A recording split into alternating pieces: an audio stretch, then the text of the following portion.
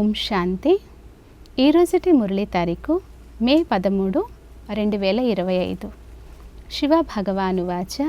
మధురమైన పిల్లలు, అనేక దేహదారులపై గల ప్రేమను తొలగించి విదేహి తండ్రిని మాత్రమే స్మృతి చేస్తే మీ అవయవాలన్నీ శీతలమైపోతాయి. ప్రశ్న: దైవీ కులానికి చెందిన ఆత్మల గుర్తులు ఎలా ఉంటాయి? జవాబు: ఫస్ట్ పాయింట్, దైవీ కుల ఆత్మలకు సహజంగానే ఈ పాత ప్రపంచంపై వైరాగ్యం ఉంటుంది. సెకండ్ పాయింట్, వారి బుద్ధి బేహద్దులో ఉంటుంది. శివాలయంలోకి వెళ్ళేందుకు వారు పుష్పాలుగా అయ్యే పురుషార్థం చేస్తారు. థర్డ్ పాయింట్, ఎలాంటి అసురీ నడవడికలు ఉండవు. ఫోర్త్ పాయింట్, మేము ఏమీ అసురీ కర్మలు చేయడం లేదు కదా అని లెక్కాచారం రాసుకుంటూ ఉంటారు. వారు తండ్రికి సత్యాన్నే వినిపిస్తారు, ఏది దాచిపెట్టారు. పాట: వారు మా నుంచి విడిపోరు, మేము వారి నుండి విడిపోము. అచ్చా, మధురాతి మధురమైన అపురూపమైన పిల్లలకు మాత్పిత బాప్దాదాల ప్రియ స్మృతులు మరియు గుడ్ మార్నింగ్. ఆత్మిక పిల్లలకు ఆత్మిక తండ్రి నమస్తే. ధారణ కొరకు ముఖ్య సారం. ఫస్ట్ పాయింట్, తండ్రికి తమ చదువు సత్తా అనగా శక్తి లేదా ప్రతాపాన్ని చూపించాలి. భారతదేశాన్ని స్వర్గంగా చేసే సేవలో నిమగ్నమై ఉండాలి. మొదట స్వ ఉన్నతిని గురించి ఆలోచించాలి.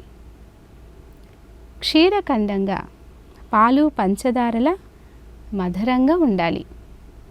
సెకండ్ పాయింట్, ఏదైనా తప్పు జరిగితే తండ్రిని క్షమాపణ అడిగి స్వయాన్ని స్వయమే సరిదిద్దుకోవాలి.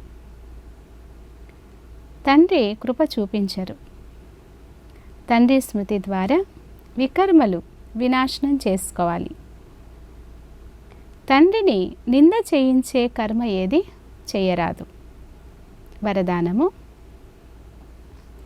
నాలెడ్జ్ఫుల్ యొక్క విశేషత ద్వారా సంస్కారాల ఘర్షణ నుండి రక్షించుకునే కమల పుష్ప సమాన న్యార మరియు సాక్షి భవ.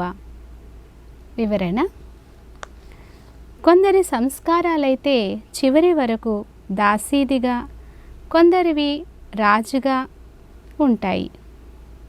సంస్కారాలు మారిపోవాలి అని వేచి ఉండకండి. నాపై ఎవరి ప్రభావం ఉండరాదు. ఎందుకంటే ఒకటేమో ప్రతి ఒక్కరి సంస్కారం భిన్నంగా ఉంటుంది. రెండవది మాయ యొక్క రూపంగా తయారై కూడా వస్తారు. అందువల్ల ఏ విషయం కొరకైనా మర్యాదల రేఖకు లోపలే ఉండి నిర్ణయం తీసుకోండి. భిన్న భిన్న సంస్కారాలు ఉంటున్నా ఘర్షణ ఉండరాదు. అందుకు నాలెడ్జ్ఫుల్గా అయ్యి కమల పుష్ప సమానం అతీతంగా మరియు సాక్షిగా ఉండండి.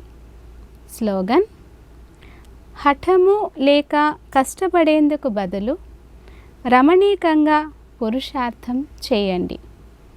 అవ్యక్త సూచన: ఆత్మిక రాయల్టీ మరియు పవిత్రత పర్సనాలిటీని ధారణ చేయండి. పవిత్రత సుఖశాంతులకు జనని. ఎక్కడ పవిత్రత ఉంటుందో అక్కడ దుఃఖము అశాంతి రాజాలదు. కనుక సుఖం యొక్క శయ్యపై విశ్రాంతిగా అనగా శాంతి స్వరూపంలో విరాజమానమై ఉంటున్నానా? లోపల ఎందుకు, ఏమిటి, ఎలా అనే చిక్కులు ఉన్నాయా? లేక ఈ చిక్కులకు అతీతంగా సుఖ స్వరూప స్థితిలో ఉన్నానా అని చెక్ చేసుకోండి. అచ్చా, ఓం శాంతి.